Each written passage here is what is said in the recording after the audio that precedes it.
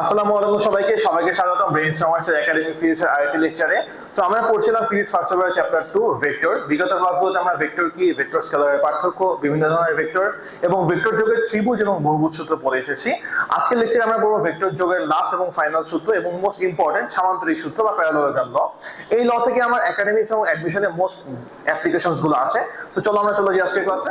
ওকে, so vector যোগের সামান্তরিক সূত্রের statement আগে আমরা একটু শুনি। যদি তোমার কাছে দুটি ভেক্টর থাকে, তুমি যদি এদেরকে একটি সামান্তরিকে দুটি অ্যাডজাসেন্ট বা সন্নিহিত বাহু বরাবর ক্রিয়া করো, তাহলে দেখো তোমার কাছে দুটি ভেক্টর আছে, একটি হচ্ছে পি আর একটা হচ্ছে কিউ। তুমি এদেরকে একটি সামান্তরিকের দুটি সন্নিহিত বাহু বরাবর একটা পয়েন্ট থেকে এভাবে ক্রিয়া করাচ্ছ, তাহলে এদের রেজাল্টেন্ট বা লব্ধি হবে হচ্ছে ওই যেই দুইটা বাহু ছিল তাদের যেই শীর্ষ, ওই শীর্ষগামী কর্ণ বরাবর। তাহলে এটা হচ্ছে আমার লব্ধিটা আর কি হবে আমার পি প্লাস কিউ। চলো একবার স্টেটমেন্টটা পড়ে নেই। যদি দুটি ভেক্টরকে একটি বিন্দু থেকে, এই যে দেখো একটি বিন্দু থেকে আঁকা হলো একটি সামান্তরিকের পরপর দুটি সন্নিহিত বাহু বরাবর বা পাশাপাশি দুটি বাহু বরাবর, তাহলে তাদের ফলাফল বা যোগফল বা লব্ধিকে সম্পূর্ণরূপে ওই চতুর্ভুজ বা সামান্তরিকের ওই বিন্দুগামী আঁকা যে তির্যক বা কর্ণ, ওই কর্ণ বরাবর প্রকাশ করা যায়।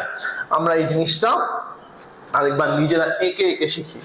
সো ধরো আমার এটা একটা সামান্তরিক, হ্যাঁ, সো ধরি আমার এটা হচ্ছে একটা সামান্তরিক, এই হলো আমার সামান্তরিকটা। Okay fine. সো ধরো এটা হচ্ছে আমার একটা ভেক্টর পি, আচ্ছা, এবং এটা হচ্ছে আমার একটা ভেক্টর কিউ। তাহলে আমি দেখো এদেরকে এই বিন্দু থেকে একটি সামান্তরিকের দুটি পাশাপাশি দুটি বাহু বরাবর একই দিকে ক্রিয়া করেছি একই বিন্দু থেকে। তাহলে এদের লব্ধি কি হবে? এদের লব্ধি হচ্ছে আমি এই বিন্দুটা থেকে যে কর্ণটা আঁকবো, এই বিন্দু থেকে আমি যে কর্ণটা আঁকলাম সেই কর্ণ বরাবর এদের লব্ধি আর ক্রিয়া করবে। তাহলে আমি আর কি লিখতে পারি? আর কে আমি লিখতে পারি হচ্ছে, আর ভেক্টর কি লিখতে পারি হচ্ছে P vector plus Q vector. English version তোমাদের জন্য এখানে পুরো ডেফিনিশনটা ইংলিশে লিখে দেওয়া আছে। সো আমরা ওয়ান লাস্ট টাইম রিভিউ করি যে আমার যদি দুটি ভেক্টরকে একটি বিন্দু থেকে সামান্তরিকে দুটি সন্নিহিত বা পাশাপাশি বা অ্যাডজেসেন্ট বাহু বরাবর একই দিকে ক্রিয়া করানো যায়, তাহলে এদের লব্ধি হবে হচ্ছে ওই বিন্দুগামী কর্ণ বরাবর, বা এদের যোগফল হবে হচ্ছে ওই বিন্দুগামী কর্ণ বরাবর। এখন ভাই আমরা তো বলছিলাম যে এটা শুধুমাত্র ত্রিভুজ সূত্র দিয়ে প্রমাণ করব, কেন আমি নতুন কোন সূত্র শিখবো? অবশ্যই শিখবো না, আমরা আসলে এই সামান্তরিক সূত্রটাকে আবার ত্রিভুজ সূত্র দিয়ে প্রমাণ করা শিখি। সো ভাইয়া হচ্ছে আগে সামান্তরিকটা এখানেই। সো এই হলো আমার সামান্তরিক। এখন ধরো এটা হচ্ছে আমার পি ভেক্টর আর হচ্ছে এইটা আমার কিউ ভেক্টর। এখন ভাই আমরা একটু বুঝি, দেখো সামান্তরিকের শর্ত কি? সামান্তরিকের শর্ত হচ্ছে বিপরীত যে বাহুগুলো আছে এগুলো হচ্ছে সমান এবং সমান্তরাল। সমান মানে কি? মান সেম, সমান্তরাল মানে কি? Direction same. তাহলে যদি আমি এইদিকে কিউ ভেক্টর লিখি, আমি এদিকেও কিউ ভেক্টর লিখতে পারি, কারণ এদের মান সমান, দিকও সমান। তাহলে ভেক্টর থাকে কি? মান এবং দিক। এদের মান এবং দিক দুইটাই যদি সমান হয়, দুইটা একই ভেক্টর না? সেম কারণে আমি এদিকেও পি লিখতে পারি, পারি না ভাইয়া? অবশ্যই পারি। এখন হচ্ছে আমি এদিকে একটা অঙ্কন করে নেই। আমার অঙ্কন হচ্ছে আমি এই কর্ণটা এঁকে নিলাম। তো আমি ধরি আমার একটা ভেক্টর এদিকে কাজ করছে, সেটা হচ্ছে আর ভেক্টর। একটা ভেক্টর এদিকে কাজ করছে, সেটা আর ভেক্টর। এখন তাহলে আমি যদি তিনটা পয়েন্টের নাম দিই, ধরো হচ্ছে এ বি সি, আমি ত্রিভুজ এবিসি তে সেই ত্রিভুজ সূত্রটা অ্যাপ্লাই করে দেখি কি হয়। P vector plus Q vector সমান সমান আর ভেক্টর। তখন আমি কি লিখতে পারি? R is equals to P plus Q. বুঝেন? তাহলে আমরা ভাইয়া সামান্তরিক সূত্রটাকেও সেই ত্রিভুজ সূত্রের ফরম্যাটে একই ফর্মুলা দিয়ে অ্যাপ্লাই করে শিখতে পারলাম। তাহলে আমরা এই পর্যন্ত তিনটা সূত্র শিখলাম, একটা ত্রিভুজ সূত্র, বহুভুজ সূত্র এবং সামান্তরিক সূত্র। তোমাদের একাডেমিক এইচএসসি বা কলেজের বিভিন্ন ইন্টারনাল এক্সামে ত্রিভুজ সূত্র এবং সামান্তরিক সূত্রটা বেশি ইম্পর্টেন্ট। ওটা স্টেটমেন্টটা আপনাদের 2 নাম্বারের জন্য আসতে পারে। যদি 2 নাম্বারের জন্য কখনো আসে, আমরা স্টেটমেন্টটা লিখবো, Bangla version Bangla, English version ইংলিশে লিখে ছবি এঁকে বুঝিয়ে দিয়ে এরকম লাস্ট লাইনটাও লিখবো। আমার কথা সবাই বুঝেন? ওকে, সো এতক্ষণ তো আমরা শুধুমাত্র r equals to p plus q অথবা অনেকগুলো ভেক্টর লব্ধি বের করা শিখেছি। এখন আমরা এই যে লব্ধিটা বের করতেছি, লব্ধি একটা ভেক্টর, সো একটা ভেক্টরে কি থাকে? মান থাকে এবং দিক থাকে। এখন আমরা এই লব্ধি ভেক্টরের মান এবং দিক বের করাটা শিখবো। আমার আজকের ক্লাসের টার্গেটই হচ্ছে মেইন এটা, যে আমি দুটি ভেক্টরের লব্ধির মান এবং দিক বের করাটা শিখবো। সো আসো আগে দেখে নিই। তাহলে দেখো ভাইয়া, আমার এদিকে p ভেক্টর, এদিকে q ভেক্টর, দুটি ভেক্টর। p এবং q এর মধ্যবর্তী কোণ হচ্ছে আলফা। p এবং q এর মধ্যবর্তী কোণ হচ্ছে এই যে আলফা। আচ্ছা, এখন আমার লব্ধি আমি জানি কর্ণ বরাবর r ক্রিয়া করছে।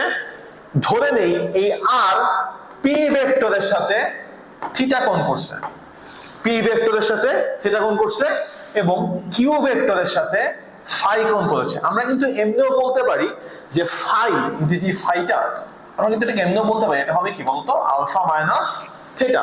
তো আমরা ভিন্ন ভিন্ন অ্যাঙ্গেল ধরলাম। তাহলে আরেকবার ফাইনাল স্টেটমেন্টটা বলি। আমার দুটি ভেক্টর আছে p এবং q, এদের লব্ধি হচ্ছে কর্ণ বরাবর r। p এবং q এর মধ্যবর্তী কোণ যদি আলফা হয় এবং লব্ধিটা যদি আমার p ভেক্টরের সাথে থিটা কোণ করে এবং q ভেক্টরের সাথে ফাই কোণ করে, তাহলে আমি লব্ধির মান কি লিখতে পারি? লব্ধির মান লিখতে পারি হচ্ছে √p square plus q square plus 2 into p into q cos alpha. এই আলফাটা কি মনে আছে? আলফাটা হচ্ছে আমার p এবং q এর মধ্যবর্তী কোণ। এবং আমাকে বলেছে কি লব্ধির মান এবং দিক বের করতে। দিক মানে হচ্ছে একটা অ্যাঙ্গেল বের করতে হবে লব্ধিটার। আমি ধরে নিয়েছি আমার এই লব্ধিটা p ভেক্টরের সাথে থিটা কোণ করে আছে। তাহলে আমি কি লিখতে পারি? tan θ equals to q sin alpha divided by p plus q cos alpha. এবং যদি এটা q ভেক্টরের সাথে ফাই কোণ করে থাকে, আমি কি লিখতে পারি? tan phi is equals to p sin alpha divided by q plus p cos alpha. এখন ভাইয়া ভেক্টরের নতুন নতুন শিখছি, সূত্র এভাবে লিখে দিলাম আর মুখস্থ করলাম, এভাবে তো আমার শিখাটা অ্যাপ্রোপ্রিয়েট হয় না। আমার প্রত্যেকটা সূত্র কোত্থেকে আসছে, কিভাবে আসছে, ডেরিভেশন সহ জানা উচিত। সো চলো আমরা সূত্র এভাবে মুখস্থ না করে সূত্রগুলোর ডেরিভেশন গুলো দেখি। প্রথমে আমি ভেক্টর যোগের যে লব্ধির মানটা বের করেছি, মানের প্রমাণটা একটু দেখাবো তোমাদের। সবাই একটু খাতায় লিখবো এগুলো। সো ফার্স্ট নোটেশন গুলো আমরা সবাই বুঝি এতক্ষণে, আরেকবার দেখে নিই। দুটি ভেক্টর, এদিকে ক্রিয়া করছে p, এই বরাবর ক্রিয়া করছে q, এদের লব্ধি এদিকে যাচ্ছে হচ্ছে r। লব্ধি p এর সাথে থিটা কোণ করেছে এবং p এবং q এর মধ্যবর্তী কোণ হচ্ছে আলফা। আলফা হচ্ছে আমার p এবং q এর মধ্যবর্তী কোণ। আসো আমরা শুরু করি। আমার এখানে এই প্রমাণটার জন্য ছোট্ট একটা অঙ্কন করে নিতে হবে। এটা একটা সামান্তরিক ছিল, আমার অঙ্কনটা একটু বুঝি। আমরা হচ্ছে ও এ বাহুটাকে ডি পর্যন্ত বর্ধিত করব বা এক্সটেন্ড করব। ও এ বাহুটাকে ডি পর্যন্ত বর্ধিত করব এবং এই সি বাহু থেকে ডি এর উপর একটা লম্ব আঁকবো। তাহলে আমরা কি করেছি? আমরা ও এ বাহুটাকে ডি পর্যন্ত বর্ধিত করেছি, তারপরে সিডি লম্ব ওডি অঙ্কন করেছি। কি অঙ্কন করেছি? সিডি লম্ব ওডি। সো আসো এখন আমরা প্রমাণের দিকে যাই। ত্রিভুজ, সমকোণী ত্রিভুজ ও ডিসি, ত্রিভুজ ওডিসি কোনটা আমি একটু মার্ক করে দেই। ও ডি এবং সি, দেখো তো এখানে আমার একটা লম্ব আছে না, তার মানে কি এটা একটা সমকোণী ত্রিভুজ। সো আমি বললাম সমকোণী ত্রিভুজ ও ডিসি তে আমরা সবাই পিথাগোরাসের সূত্রটা ক্লাস 8 এ প্রমাণ সহ শিখে আসছি। সো পিথাগোরাসের সূত্রটা অ্যাপ্লাই করে পাই OC square is equals to OD square plus DC square, বা হচ্ছে অতিভুজ স্কয়ার ইজ ইকুয়ালস টু লম্ব স্কয়ার প্লাস ভূমি square, hypotenuse square is equals to base square plus height square. তো আমি লিখতে পারি কি এখানে OC square is equals to OD square plus DC. এই যে দেখো ওসি হচ্ছে আমার অতিভুজটা, ওডি হচ্ছে আমার ভূমি, আর ডিসি হচ্ছে লম্বটা। আচ্ছা নাইস। বা আমি এখানে লিখতে পারি OC square is equals two এই যে ওডি, ওডি কোথা থেকে আসছিল? ও এ কে ডি পর্যন্ত বর্ধিত করে না, সো আমি ওডি কে লিখতে পারি কি বলতো ভাইয়া, ও এ প্লাস এডি। ওডি কে আমি লিখতে পারি ও এ প্লাস এডি। তাহলে আমি লিখলাম কি O A plus OD whole square plus DC square, কারণ ওডি হচ্ছে ও এ প্লাস ওডি। আমরা সবাই A plus B whole square ফর্মুলাটা জানি, সেটা লিখে দিব এ স্কয়ার প্লাস 2ab প্লাস B square plus DC square. তাহলে আমি ফাইনালি ওসি স্কয়ার সমান কি পাচ্ছি, পাচ্ছি হচ্ছে O A square plus 2 into O A plus eddy plus eddy square plus DC square. এটাকে আমি একটা জাস্ট ব্র্যাকেটের মধ্যে রাখলাম। কেন রাখলাম এটা সামনে গিয়ে দেখব। তাহলে এটাকে আমি ইকুয়েশন 1 নাম দিলাম। নেক্সট এখানে আমার আরেকটা সমকোণী ত্রিভুজ আছে, দেখো ছোট্ট একটা সমকোণী ত্রিভুজ। আমি সেটাকে পিঙ্ক কালার দিয়ে নোটেশন করতেছি। এই ত্রিভুজটার দিকে তাকাও,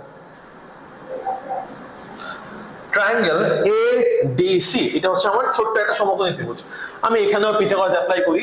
কি লিখতে পারি আমি তাহলে, এসি স্কয়ার বা হচ্ছে অতিভুজ স্কয়ার ইজ ইকুয়ালস টু কি, AD square plus DC square. AC square is equals to AD square plus DC square.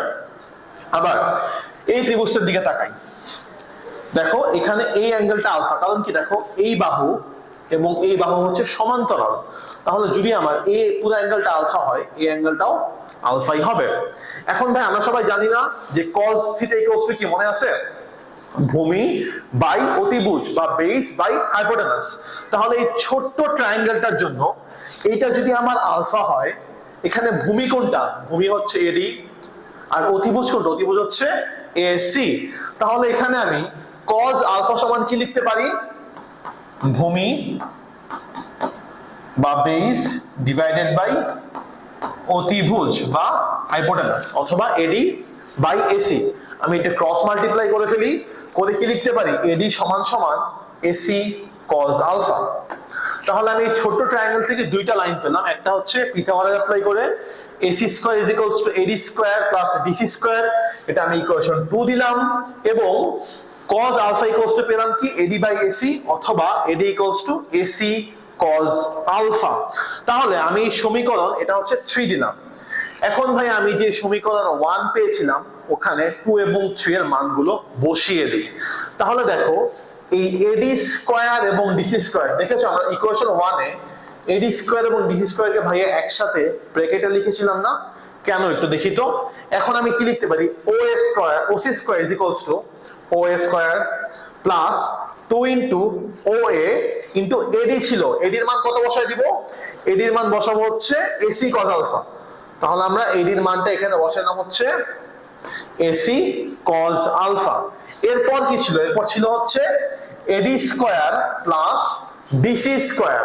আমরা অলরেডি বের করেছি ইকুয়েশন 2 তে যে এডি স্কয়ার প্লাস ডিসি স্কয়ার মানে কি, ডাইরেক্টলি লিখতে পারি হচ্ছে আমরা এসি স্কয়ার। তাহলে এডি স্কয়ার প্লাস ডিসি স্কয়ার কে আমরা লিখতে পারি কি বলতো, এ সি স্কয়ার। তাহলে ফাইনালি ওসি স্কয়ারের ফাইনাল নেম কি হলো দেখো তো, ও A square plus 2 into O A into এডির জায়গায় বসিয়েছি এসি cos আলফা প্লাস এডি স্কয়ার প্লাস ডিসি স্কয়ার জায়গায় বসিয়েছি এ সি স্কয়ার। এখন দেখো আমার ওসি বরাবর কোন ভেক্টর ছিল, রেজাল্টেন্ট আর।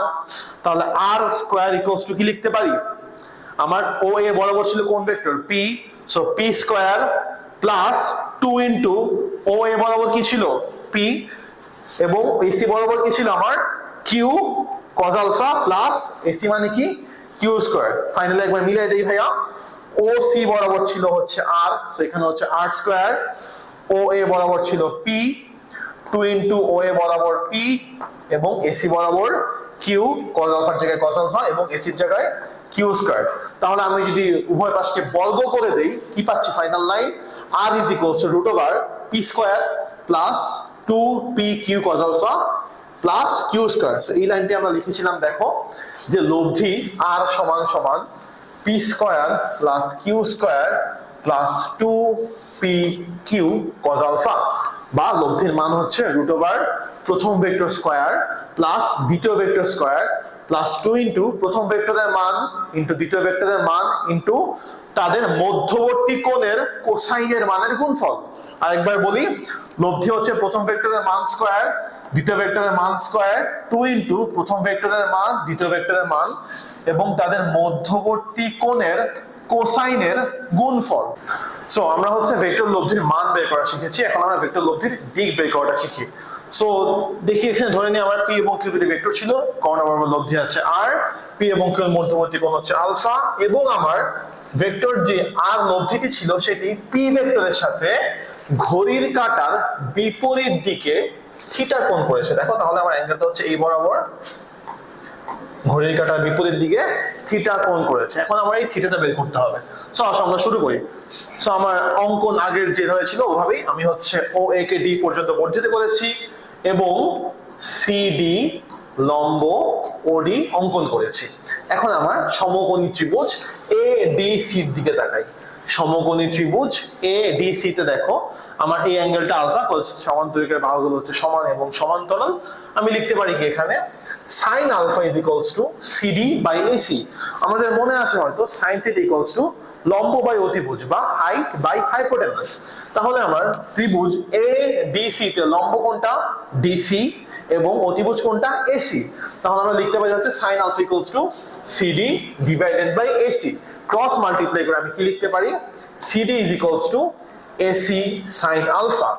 এখন দেখো ভাইয়া CD is equals to AC sin alpha, আমার AC বরাবর কোন ভেক্টরটা কাজ করতেছে? আমার AC বরাবর কাজ করছে হচ্ছে কিউ ভেক্টরটা। কথা আমাদের মনে আছে কিউ এদিকে ছিল কিন্তু OB এবং AC হচ্ছে সমান এবং সমান্তরাল, মানে এদের মানও সেম, দিকও সেম। তাই জন্য আমি কিউ ভেক্টরটাকে এখানেও রিপ্রেজেন্ট করতে পারি। তাহলে আমি AC এর জায়গায় কি লিখতে পারি কিউ ভেক্টরের মান। তাহলে আমি AC sin alpha জায়গায় লিখতে পারি হচ্ছে কিউ ভেক্টরের মান ইনটু sin alpha। দেখো আমি এখানে শুধু কিউ লিখেছি, কোনো বার বা অ্যারো দেইনি, তার মানে কি এটা হচ্ছে কিউ ভেক্টরের মান।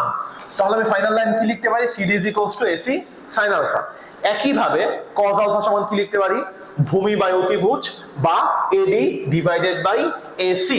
সো লিখতে পারি হচ্ছে ক্রস মাল্টিপ্লাই করে AD is equals to AC cos alpha। আমার AC বরাবর কোন ভেক্টর কাজ করছিল কিউ ভেক্টর। সো আমি AD এর মান কি লিখতে পারি কিউ cos alpha। তাহলে আমি ইকুয়েশন 1 এ পেলাম হচ্ছে CD is equals to Q sin alpha এবং ইকুয়েশন 2 তে পেলাম হচ্ছে AD is equals to Q cos alpha। এখন আমার যে বড় সমকোণী ত্রিভুজটা ছিল সেটার দিকে তাকাই, সমকোণী ত্রিভুজ ODC এর দিকে তাকাই। আমি একটু আরেকবার মার্ক করে দিই সমকোণী ত্রিভুজ ODC, এই সমকোণী ত্রিভুজটার দিকে তাকাই। দেখো এই সমকোণী ত্রিভুজের এই অ্যাঙ্গেলটা কিন্তু থিটা, এখানে মার্ক করা আছে এই অ্যাঙ্গেলটা হচ্ছে আমার থিটা। আমি এখানে কি লিখতে পারি আমি লিখতে পারি হচ্ছে যদি এখানে আমি tan নেই, আমি tan থিটা সমান কি লিখতে পারি আমরা জানি হচ্ছে tan theta equals to sin theta by cos theta অথবা লম্ব বাই ভূমি বা হাইট বাই বেস। এখানে আমার হাইট কত হাইট হচ্ছে AD, সরি হাইট হচ্ছে আমার CD এবং বেস কত আমার বেস হচ্ছে OD। তাহলে আমি কি লিখতে পারি tan theta equals to CD divided by OD। OD কে আমি আবার কি লিখতে পারি OA প্লাস AD।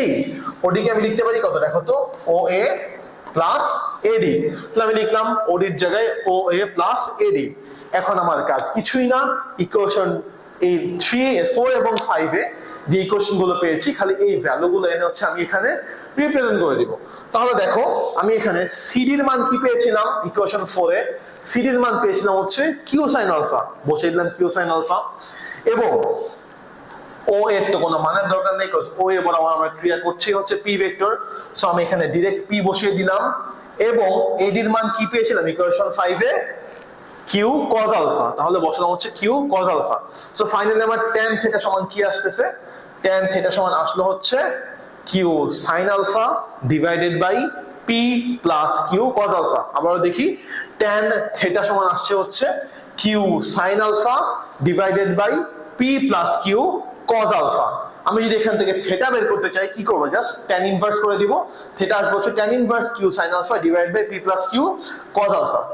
সো হচ্ছে আমরা এই স্লাইডে একটু দেখি আমার তাহলে এখানে লব্ধিটা P এর সাথে থিটা কোণ করেছিল, tan থিটা কি আসছে আমার Q sin alpha divided by P plus Q cos alpha এবং যদি লব্ধিটা আমার Q এর সাথে phi কোণ করে তাহলে আমার tan phi সমান কি আসছে tan phi হচ্ছে P sin alpha divided by Q plus P cos alpha। এখন এটা মনে রাখা যদি কারো কনফিউজিং লাগে আমরা একটু বিষয়টাকে মনে রাখার একটা ট্রিক খুঁজি দেখি পারি কিনা। প্রমাণ তো আমরা বুঝেছি, এখন আমরা এটা কিভাবে মনে রাখবো সেটা একটু বের করে ফেলি।